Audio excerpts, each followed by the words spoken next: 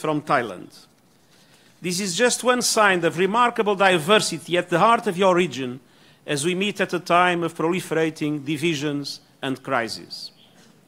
Excellencies, globalization is delivering new opportunities, but increasing economic and social inequalities, heightening citizens' anxieties, and putting pressure on social cohesion. Climate change is exacerbating severe weather events like hurricanes and storms. And I commend ASEAN's leadership at the national and regional level for your decisive action to strengthen resilience and reduce the risk posed by climate change and other natural disasters. I will stress the importance of collective action at the global and regional levels at the COP23 in Germany later this week. Excellencies, as I told the General Assembly of the UN in September, I am extremely concerned by the threat of global terrorism and violent extremism, including in this region. The United Nations is prioritizing support for national and regional efforts to counter terrorism and to prevent violent extremism, including the establishment of a dedicated UN Office of Counterterrorism. We welcome the adoption of the Manila Declaration to counter the rise of radicalization and violent extremism and its recognition of the importance of comprehensive approaches and preventive action. The United Nations stands ready to provide technical support to ASEAN and its member countries in their efforts to counter terrorism and violent extremism and to combat transnational organized crime, including drug trafficking and people trafficking, through comprehensive policies designed to protect citizens with effective law enforcement and respect for human rights.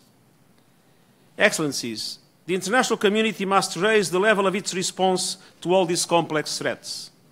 Multilateralism and regional cooperation will be critical to a peaceful and prosperous future. ASEAN and its member states have made determined efforts to end conflict throughout the last 5 decades. And you also have demonstrated your commitment to global peace and security through your participation in UN peace operations. Last month, I had the opportunity to honor the memory of 4 Cambodian soldiers killed while helping to bring peace and security to the people of Central African Republic. I commend the bravery and sacrifice of some 4,500 military personnel, police and civilians from 8 ASEAN countries who are serving in United Nations missions around the world. Here in the Philippines, I commend your efforts towards peace over many years with the support of other ASEAN countries and civil society. And I'm heartened by the recent liberation of Marawi from ISIS. Continued trilateral cooperation between the Philippines, Indonesia and Malaysia will strengthen regional peace and security. Excellencies, I cannot hide my deep concern with the dramatic movement of hundreds of thousands of refugees from Myanmar to Bangladesh.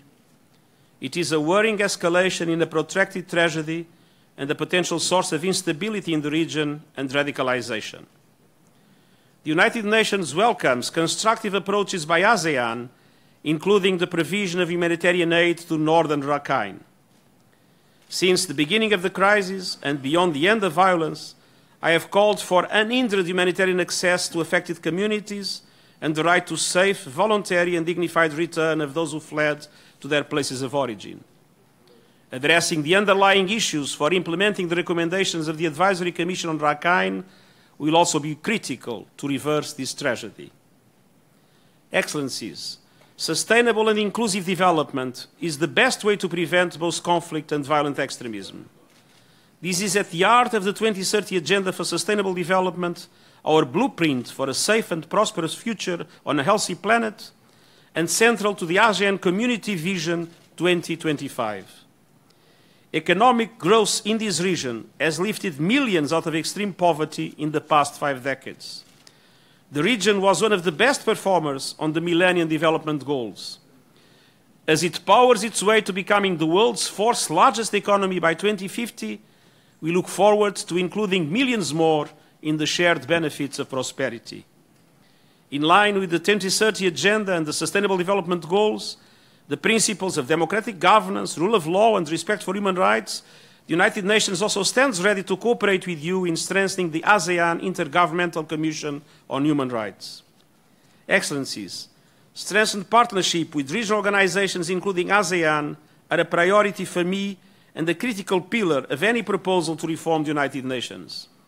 And I invite all ASEAN member countries to redouble their commitment to strengthening the ASEAN-UN partnership. I am deeply committed to work with all of you for a quantum leap to be possible in the strategic cooperation between ASEAN and the UN. And I look forward to an open exchange of views. Thank you very much.